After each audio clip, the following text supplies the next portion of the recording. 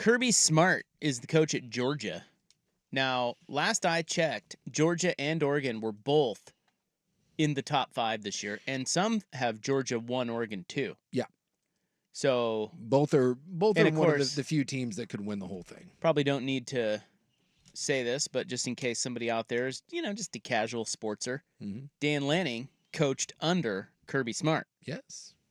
He was the defensive coordinator on one of those championship teams. They know each other well. So Kirby was out at SEC Media Day with his old ill-fitting suit. And yeah, can we just get God, you make like $12 million a year. Can you get a tailor? Yeah, I don't think he cares. No, that's true. And he probably doesn't. Well, how often do you think Kirby Smart wears a suit?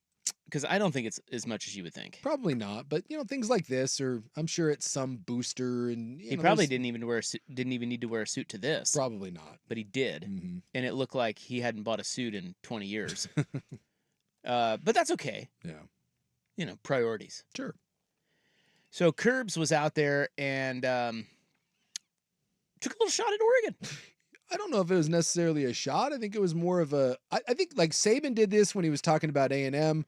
I think Kirby, it's a little shot at Oregon, but I think more it's a shot at his boosters. This year we took Nike, who I've had the great pleasure of meeting Phil Knight and his wonderful wife Penny, and I wish I could get some of that NIL money that he's sharing with Dan Lanning, but that's another note. You lost me there in the beginning. You said my NIL what? The joke about Nike and Dan Lanning. About Dan Lanning having the treasure chest to open up and get whatever he wants. Yeah, but what was your question? So there you go. Short and sweet, but a couple references to Dan Lanning's treasure chest there. There's no way to confirm this because there's a list that tracks these that has Oregon at 19, which is absurd. Yeah, but when Kirby Smart's saying it, yes, come on, man. So I mean, we have someone that's very tied into the recruiting world. I've tried to talk to people to kind of get an idea of this. The worst that I've heard about Oregon's NIL is the following. Oregon has never lost a kid because of NIL money. And that is the lowest bar. And then the other is Oregon will outspend everybody. And then, of course, Rick Neuheisel came out and said that there's an unlimited amount of funds. Unlimited is it's somewhat misleading because Oregon's not giving every kid $10 million. But while most places have a cap, and year to year they're having to raise a certain amount of money, Oregon is running their, I think is it Division Street, I think is their NIL collective. They're running it more like a sustainable business that keeps generating money every year. And there isn't a budget. Oregon has whatever they need to go after a player. Hence, they will never get outspent on a kid. Now, that doesn't mean that you can buy every kid. In fact, the receiver that just committed, what's talking about Moore from Duncanville? Yeah, the wide receiver, the 5-star receiver. You can take it for what it's worth, but his mom said that Texas offered them more money, and that's not the only reason that they came here. I guarantee that Oregon was very much in the ballpark on that. So, yes, NIL is something that has absolutely leveled the playing field for Oregon, and they will not be outspent. And yes, they are probably offering significantly more than probably 99% of the schools out there, but it's not the only reason. Otherwise, A&M would also have a phenomenal recruiting class every single year. And so I think it's a little cheap to say that the only reason they're having this recruiting success is because of NIL. They have hammer recruiters, and they have a lot of flash and sizzle because of Nike, and then it's backed by essentially an unlimited war chest. You put all of those things together, you've got a juggernaut. And we all know that years ago, 20 plus years ago, Phil got together in a room and asked everyone affiliated with Oregon, what do I have to do to make this a championship level program? And that started what we now know is this modern run of Oregon football. And if you don't think at 86, 87 years old, that dude ain't shifting it into high gears to win one before he goes, you're fooling yourself. But you're also doing a disservice if you think that's the only reason Oregon's successful. Well, when the Georgia coach is commenting on it, it's clearly a thing. Yes. Which I think is great. Yeah. But also they are buddy. You know, Dan Lanning and Kirby Smart. Yes, so there's probably a little. There's a little jabbing going on there. Because remember, Kirby Smart was the one who said after Georgia beat the crap out of them in Lanning's first game, he said, wait. We just have better players. Yeah, and he said, give it time. And, you know, you don't think that when Kirby hears about the resources that Lanning had, you don't think when they run into each other that he doesn't poke him in the ribs a little bit? Of course he does. Well, I do think it's, you know, and I don't know the ins and outs of it in terms of the dollar figures, but come on.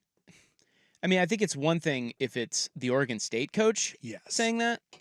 You're the coach at Georgia, dude. You've won 2 titles. 2? 3. 2. 2. You've won 2 titles. He went back to back and then lost the opportunity to go for 3. You're a big boy in the SEC. You've got everything you need to dominate in college football. So it's a little, you know, coming from him, it's like, dude, shut up. Yep. Come on, man. Well, and for years, the SEC and the programs like Georgia and Alabama, they had a giant advantage on everyone else, from facilities to booster money to the ability to play dirty, all of those things, recruiting grounds. I never once heard anyone from the SEC being like, you know, we may be great, but we have a lot of advantages that someone else doesn't have.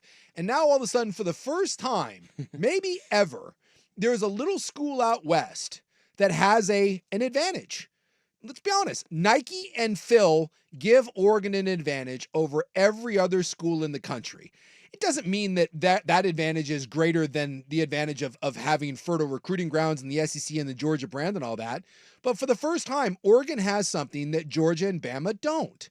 And I love the fact now, after 100 years of being in the catbird seat, someone has one advantage of you, and all of a sudden it's like, well, I don't like this. I don't like this. Well, Saban was the king of that. Yes. Anytime he saw something that was shifting things away out of his favor, he would always comment on it and be like, well, I don't like that. Yeah, the spread offense and, you know, all this. And so, yeah, this all, it's a big eye roll for me. But there is truth in that for the first time, and it's kind of crazy to think about it.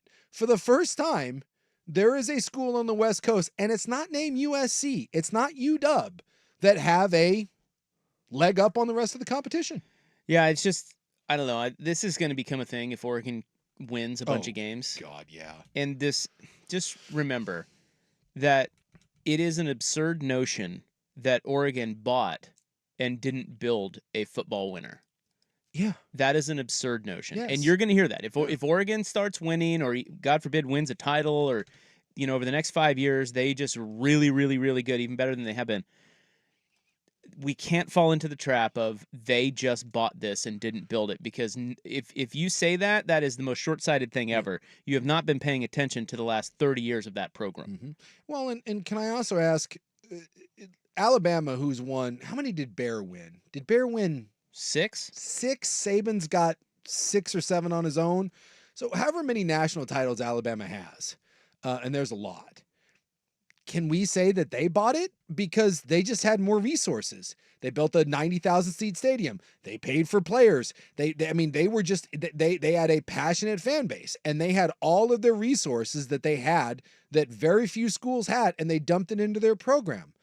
Oregon now has a bunch of resources they're dumping into a program. So I don't understand how you can say Auburn bought their national title with Cam Newton, literally bought him, and we know how much they paid for him.